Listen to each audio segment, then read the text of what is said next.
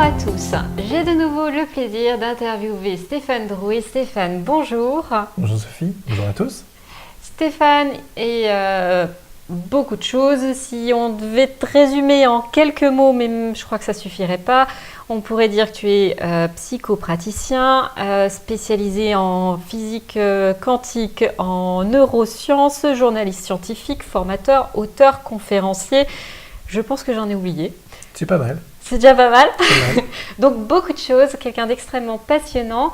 Il y a eu une première interview sur les lois quantiques que je vous recommande vivement. Et aujourd'hui, on va plutôt parler de la notion de cohérence. Alors, cohérence au sens quantique, neuro-scientifique, finalement, ça veut dire quoi ? Alors, on va faire au plus simple, parce que les notions de cohérence, on pourrait les définir sous différentes formes. Ce qui me paraît intéressant aujourd'hui, c'est de l'appliquer au quotidien.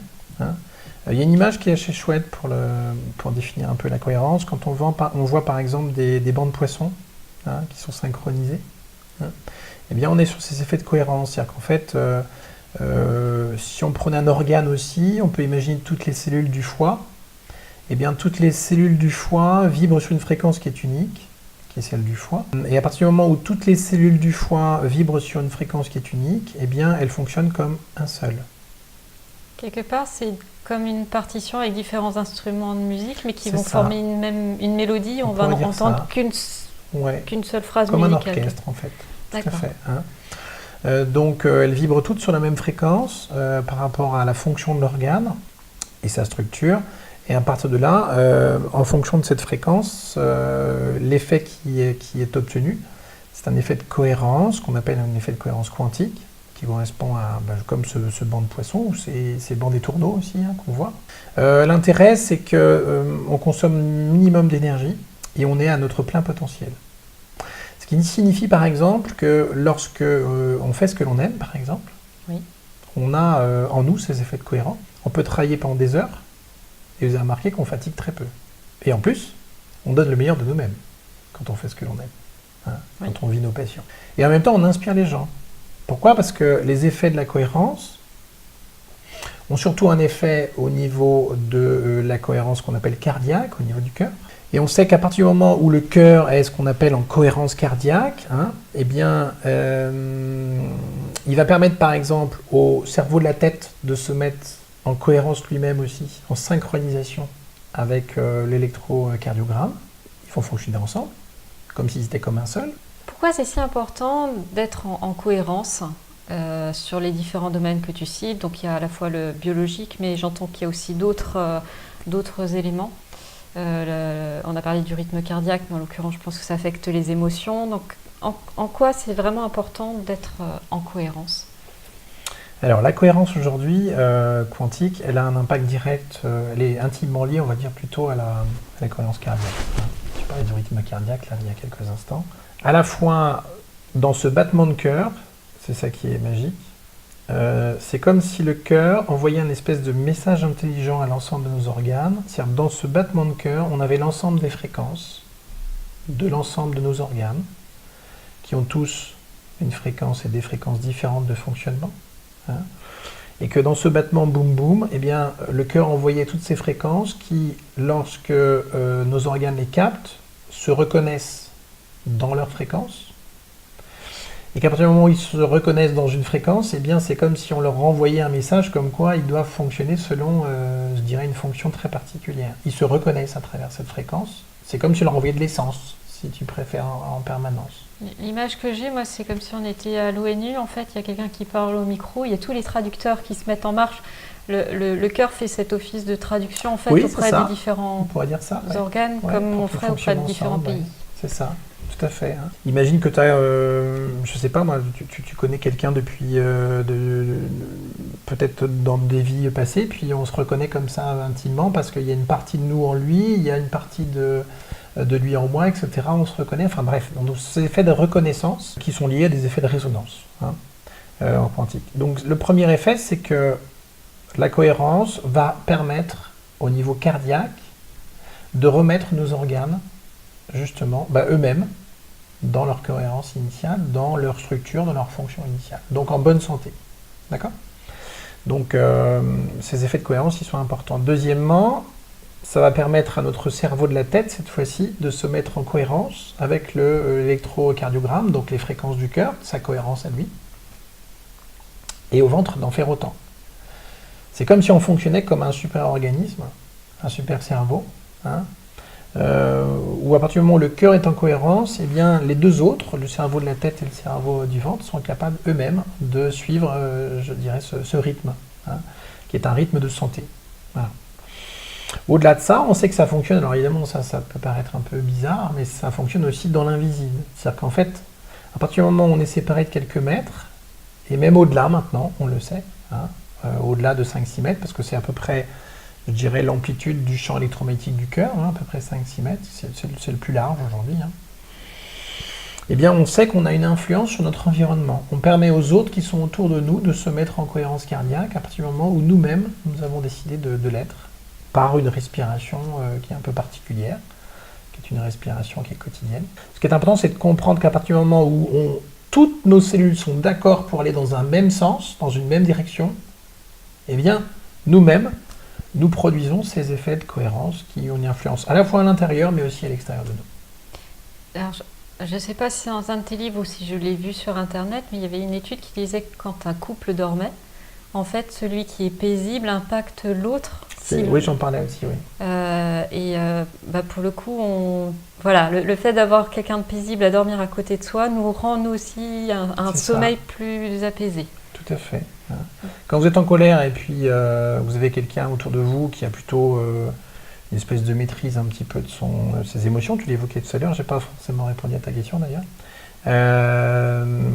On a des effets on perçoit des effets de synchronisation, tout à fait. Celui qui est le plus en cohérence va permettre à l'autre. C'est un effet d'entraînement. Hein. On a une loi en physique qui s'appelle la loi d'entraînement qui explique tout ça. Et donc c'est la cohérence qui gagne. C'est la cohérence justement qui est le dénominateur commun. Oui. Tu parlais des émotions tout à l'heure, je n'ai pas répondu à ta question. Ce qui aujourd'hui altère énormément effectivement la cohérence cardiaque, ce sont nos émotions un peu, moi j'appelle destructrices, hein, comme la colère qui détruit, la tristesse, la rancune, etc. Toutes ces émotions-là qui ont tendance à détruire nous détruire de l'intérieur, vont avoir une influence sur notre cohérence cardiaque. On n'imagine pas à quel point ça peut nous influencer aujourd'hui. Hein. On sait aujourd'hui qu'une colère juste remémorée a une influence sur notre système immunitaire pendant 6 heures. Rien que ça. Vous imaginez ? Juste remémorer. Oui, un simple souvenir. Donc, nos états émotionnels aujourd'hui, quand ils sont destructeurs comme je l'évoquais, ils ont une influence à la fois sur nous, mais aussi sur les autres. Par ricochet, on revient toujours. Donc, nous responsabiliser aujourd'hui pour créer une vie qui nous correspond autour de nous, ce n'était pas forcément aller voter aux élections, mais c'est surtout être en cohérence dans notre vie entre ce que nous sommes et ce que nous faisons. Entre ce que nous aimons et ce que nous faisons.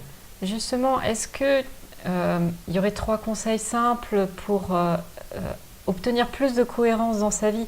Tu as parlé de la cohérence cardiaque, alors il y en a peut-être parmi les auditeurs qui ne connaissent pas. Finalement, comment on peut le mettre en pratique, cet exercice ? Oui.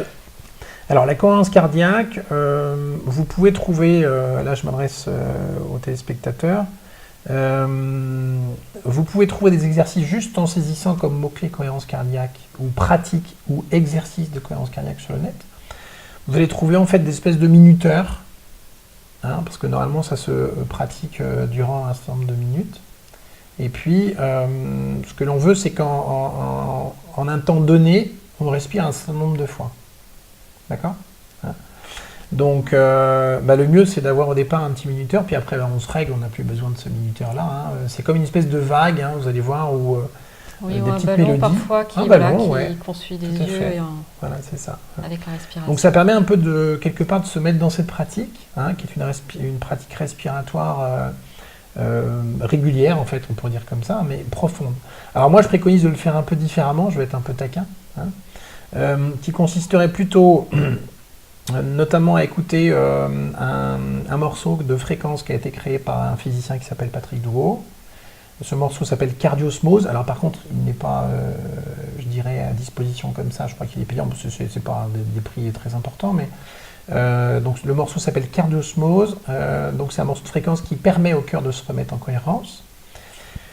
Vous écoutez ce morceau de fréquence et en même temps, vous allez respirer en vous concentrant sur l'espace du cœur. C'est comme si en fait le souffle entrait et sortait par le cœur. Alors ça paraît peut-être un peu fou, mais faites-le, vous allez voir. Faites-le régulièrement. Vous allez voir à quel point ça a un impact sur votre santé, à la fois physique, mais aussi psychique.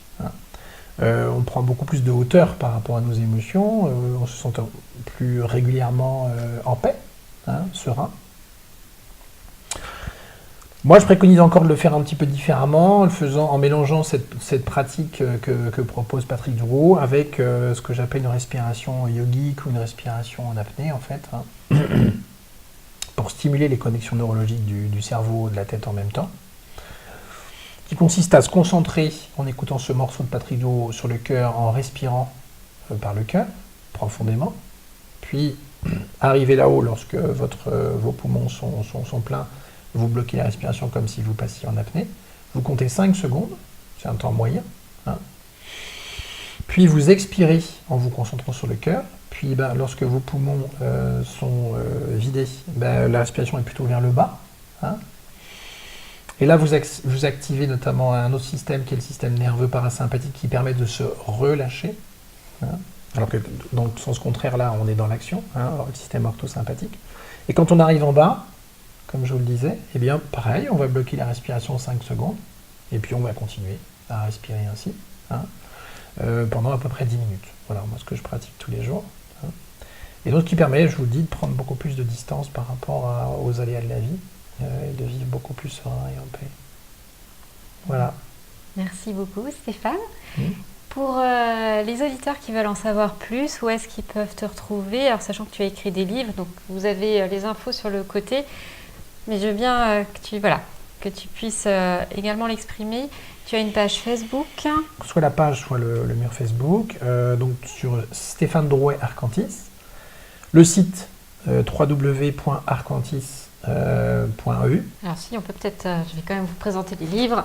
Donc Stéphane a écrit un livre sur les paraboles quantiques, donc ce sont plutôt des contes initiatiques. Oui, c'est ça, une quarantaine de contes initiatiques inspirés de la philosophie quantique, je vous recommande. Donc c'est plutôt narratif. Donc très bien. Et puis après, pour ceux qui aiment vraiment aller plus loin, il y a également donc la révolution quantique de la pensée, donc qui m'a inspiré d'ailleurs cette interview. Et puis à suivre, donc l'intelligence quantique du cœur. Donc ce sont vraiment des ouvrages que je vous recommande. Donc si vous voulez aller plus loin sur ce type de sujet. En tout cas, merci beaucoup Stéphane d'avoir encore répondu à mes questions. Et puis pour vous, chers auditeurs, je vous dis à très bientôt pour une prochaine interview. Bye. Au revoir à tous.